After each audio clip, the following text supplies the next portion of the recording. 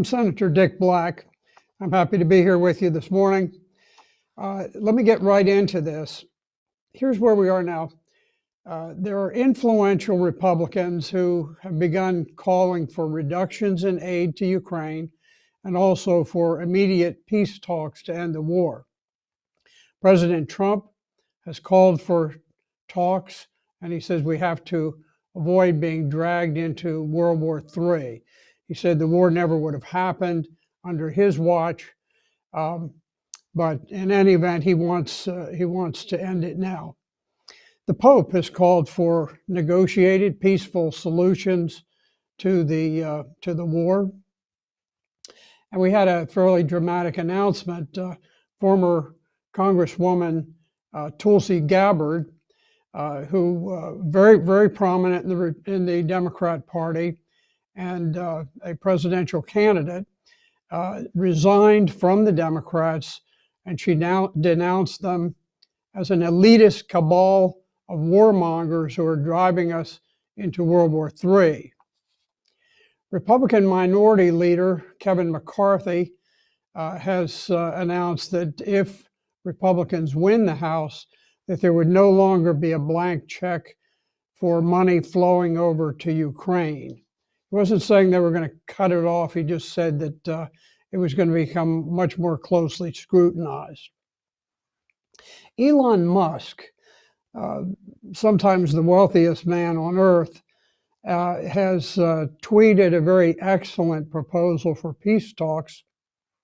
I won't go into all of it, but it did include the United Nations moving into the contested areas and conducting binding referenda to let the Ukrainians on the border vote and decide, do they want to remain in Ukraine or do they want to join Russia?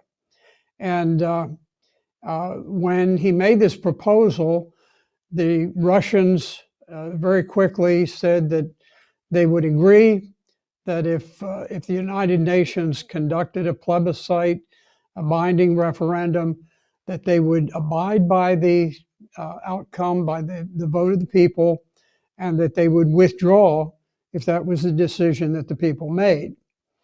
On the other hand, though, the Ukraine angrily denounced any notion of self-determination for the people on the border. They know that these are Russian-speaking people, they're ethnic Russians, and they do not want to give them a choice of whether they want to return to Russia or remain with the Ukraine. Now, while this is going on the other side of the aisle, we have Democrat Senator Chris Murphy, and he said that he believes that if Republicans win either the House or the Senate, that they will cut off all aid to Ukraine.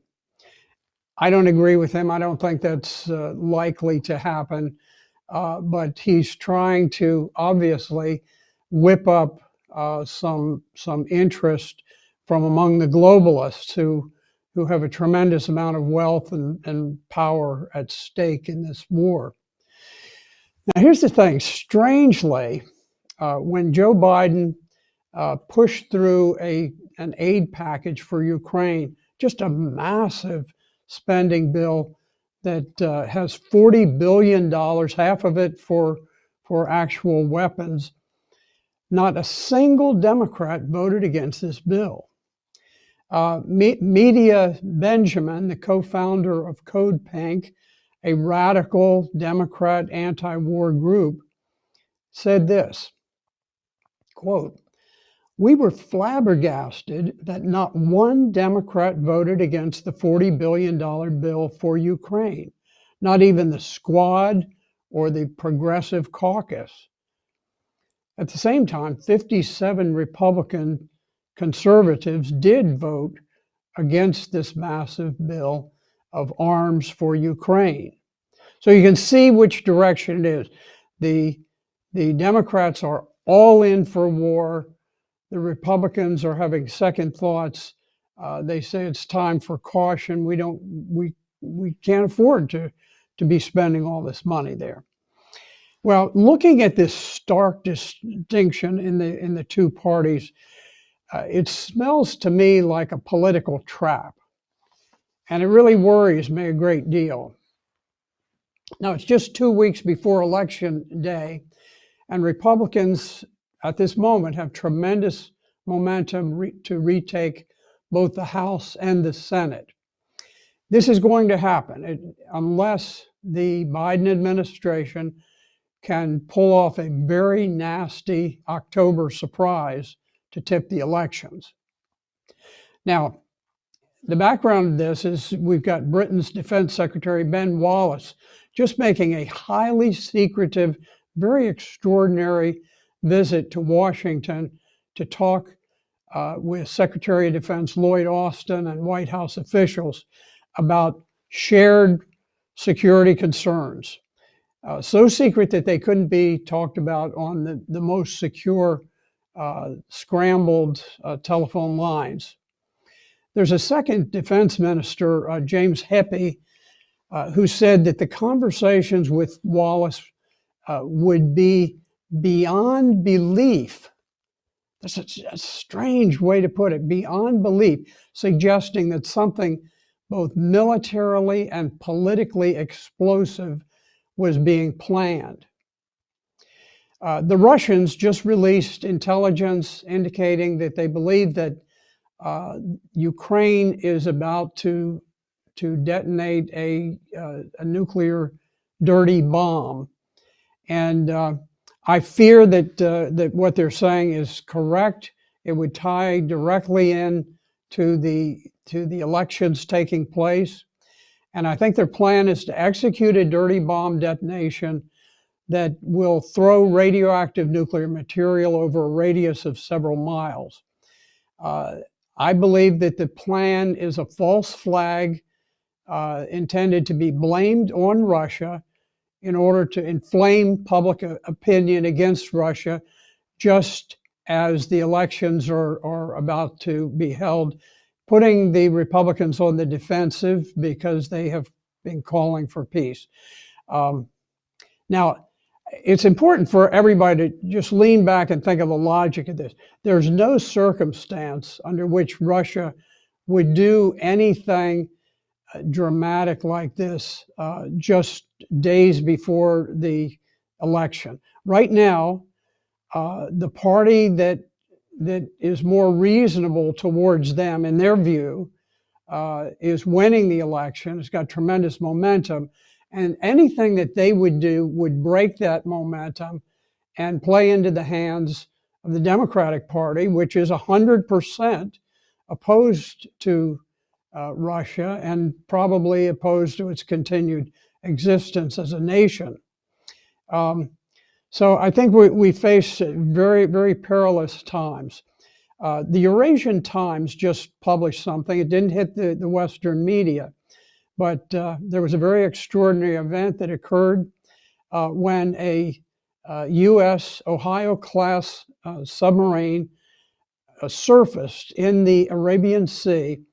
This is a secretive submarine that's armed with 20 ICBM nuclear-tipped missiles. It was deliberately surfaced in a very public way, disclosing its exact location and sending a clear signal that the U.S. is now fully prepared for nuclear war. This is nuclear saber rattling at its highest level, and I believe it was done to inhibit Russia from responding to a possible dirty bomb attack with some kind of a major response to target Kiev itself. America's never been at greater nuclear peril than it is today. We certainly have madmen in charge both in the US and in the UK. We have very strange things happening in Britain where the Prime Minister was sacked just days after taking office. The English pound was plummeting. Suddenly, as soon as she left office, the English pound was up at a much higher level. And ironically, the individual who was fired for Lisa Truss's very what they said, disastrous financial policies, is now the lead contender to become the Prime Minister of Britain. Very strange. We know that King Charles, one of the ultimate globalists, wanted trust gone, and apparently he's got his man in. Something very, very sinister seems to be happening there. And we see something similar happening in Germany, where Germany has announced that they know for certain that the explosions that hit the Nord Stream 1 and 2 pipelines were indeed sabotage. But they made this very strange statement. They said that for the sake of the well-being of the state, they will not reveal any other information. So apparently they know who it is. They cannot tell the people for fear that the people would become too emotional, inflamed, and it might not go well for Germany. Now, everybody in Europe is talking about the fact that this could not have been done without the okay of the United States. So we've got the German economy headed for a dramatic crash, and they are unable to tell the people why that should be.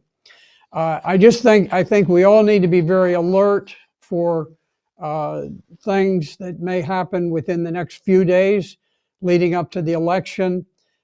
We need to be aware that logically, there is no way that Russia would do anything that would upset this election at this time. So I wish you all the best. We're faced with a very risky time.